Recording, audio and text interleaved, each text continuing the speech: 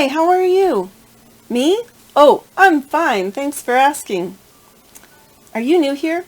Hey, me too! Welcome to my new YouTube channel.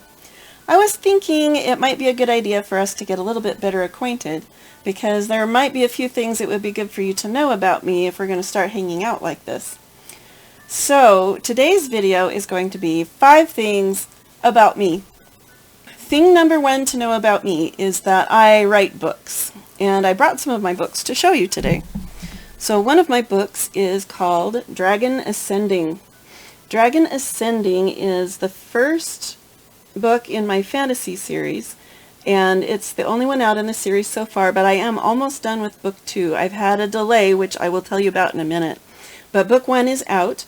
It is a complete story by itself, and doesn't have a cliffhanger ending, but it will be continued in future books. Dragon Ascending is kind of like those old fairy tales in which the hero has to slay the dragon and rescue the long-lost king and win the heart of the beautiful princess, except in this case the hero is a dragon and the king isn't entirely sure that he wants to be rescued, and there may be a better option for the hero than the beautiful princess. So I had a lot of fun writing this book, and I think that you would have a lot of fun reading it. So check it out, Dragon Ascending. Another book of mine is called Dancing with the Viper. Now this is the first book in my sci-fi series. They're out with 2 different publishers, so I'm working on 2 series simultaneously. It's been a ride. Dancing with the Viper is a love story. It's not a romance. More about that later too. But it is a love story. And in this book, the intergalactic emperor's personal assassin has retired to the Empire's most recent planetary acquisition, which is Earth. And he falls in love with the human artist who lives across the street from him, but she's afraid of him. So that makes for some fun dynamics. Dancing with the Viper. In this series, I do have book 2 out, which is called The Viper's Kiss. And it picks up the story where Dancing with the Viper leaves off. One fun thing about these is the way the covers go together so nicely, sitting on your shelf.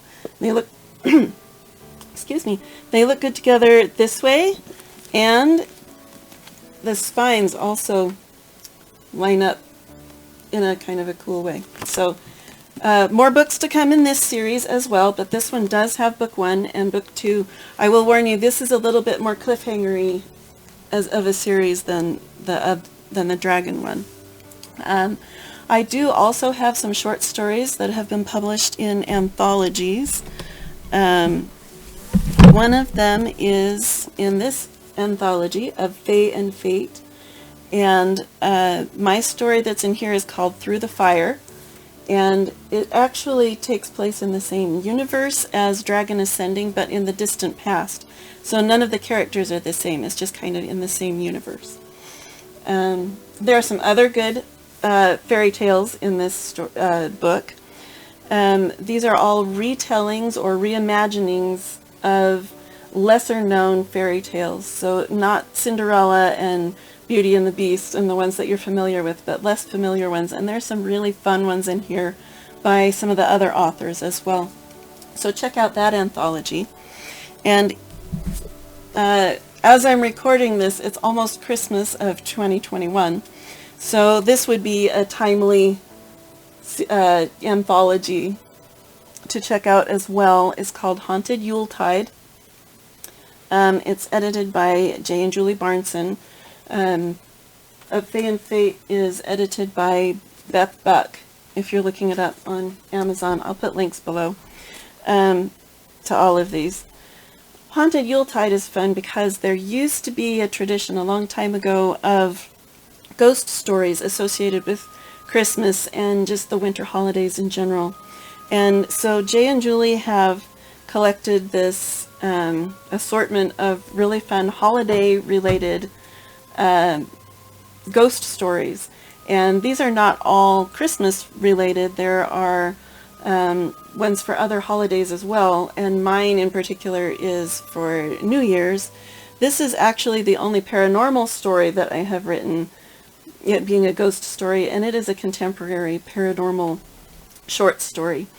There's a reason behind that as well, but I'm going to be focusing mostly on the fantasy and science fiction, but this ghost story is fun as well. And it takes place in Savannah, Georgia, where I lived for about 12 years when I went to college, and then I stayed there because I liked it.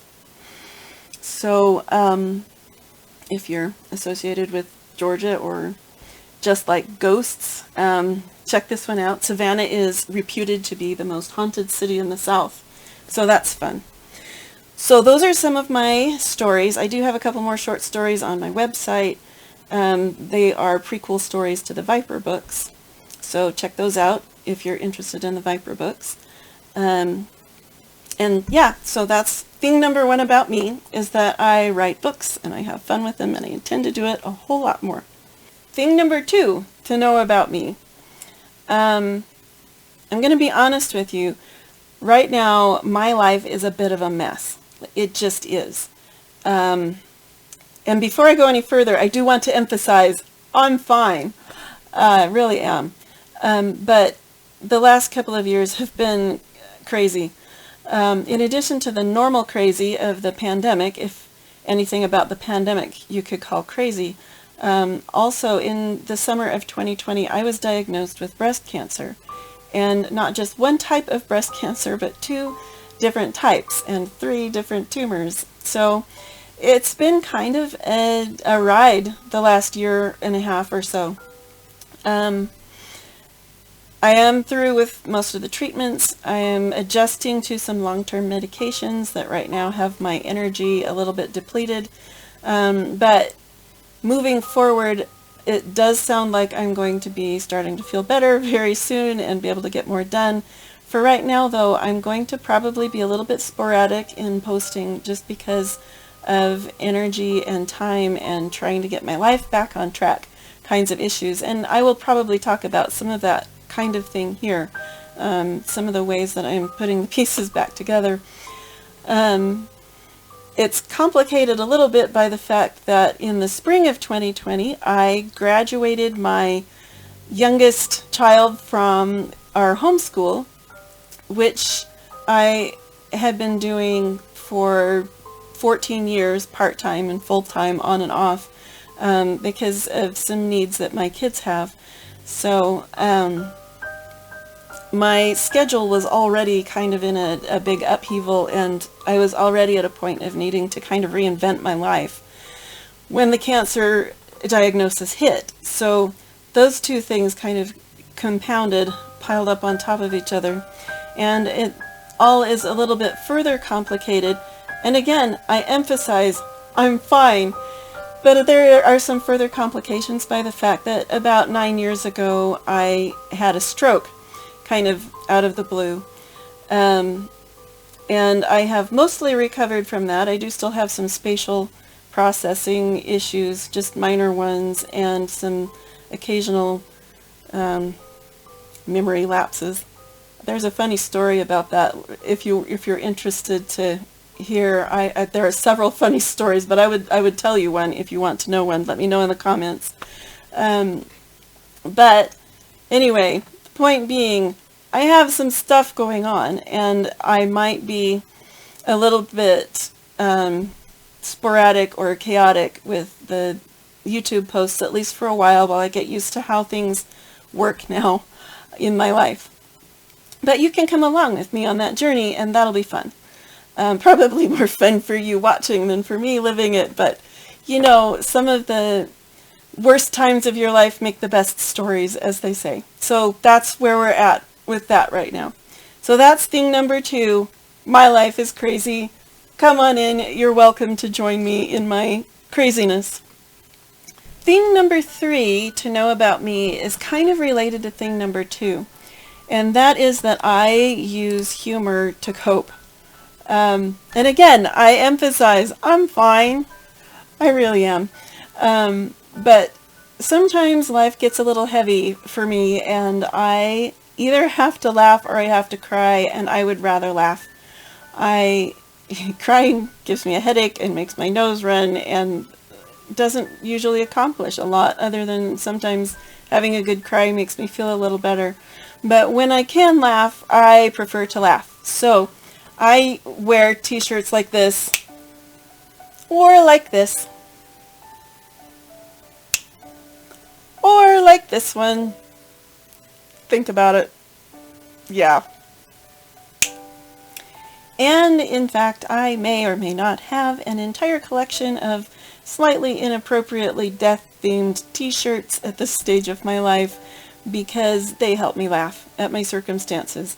But I do want you guys to know that if by any chance I happen to absent-mindedly say something like having a hemorrhagic stroke is a mind-blowing experience, or when I had breast cancer, I just needed to get a couple of things off my chest, please know I am not intending to be frivolous with anyone else's circumstances.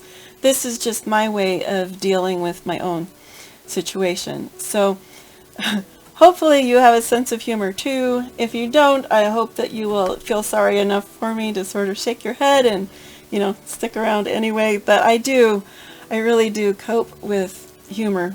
So that is thing number 3. Thing number 4 to know about me is that my sense of humor might not be the only thing about me that is, shall we say, a little bit quirky. For example, I love me a good love story, but I'm not a fan of romance novels. I'm not. They're not my thing. And that's not to throw shade on anyone who is a fan of romance novels or who writes romance novels. I just have a hard time getting into them. What happens a lot of the time is they'll give me this little taste of a plot, and then the plot that I get interested in entirely disappears underneath the romance, the love story, to the point where there's only enough plot left to keep all of the kissing from happening at once, right? To keep all of the sex from happening at once.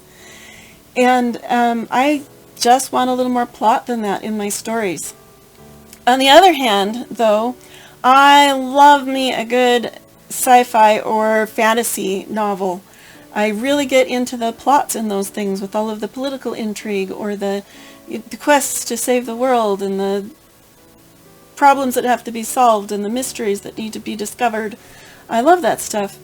But sometimes fantasy and sci-fi books just kind of don't have enough of the relationships in it for me. Like, they're all plot, no relationship. And so what I crave in books is the ones that have both the intriguing plot and the fun relationships. And so that's kind of the balance that I am trying to strike in my books, because that's what I like to read. And too often, I think, because of marketing things, the way that they work in the industry, books get pushed a little too far one way for my taste, or a little too far the other way for my taste.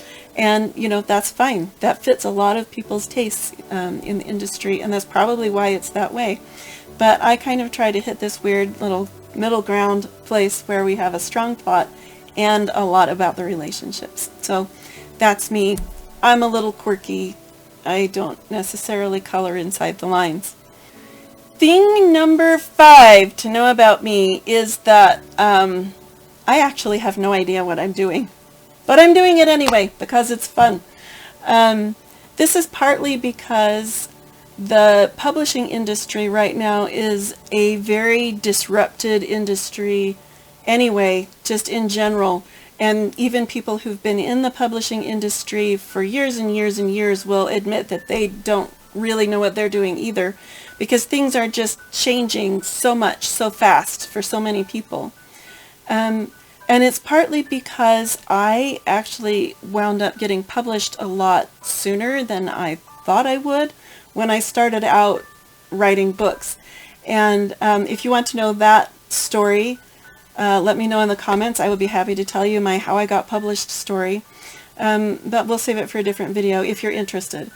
But I got published sooner than I was ready for, and I didn't know enough about the industry, and I have been on this drinking from a fire hose learning spree ever since, and I have learned so much, and I partly have learned that there's so much left for me to know.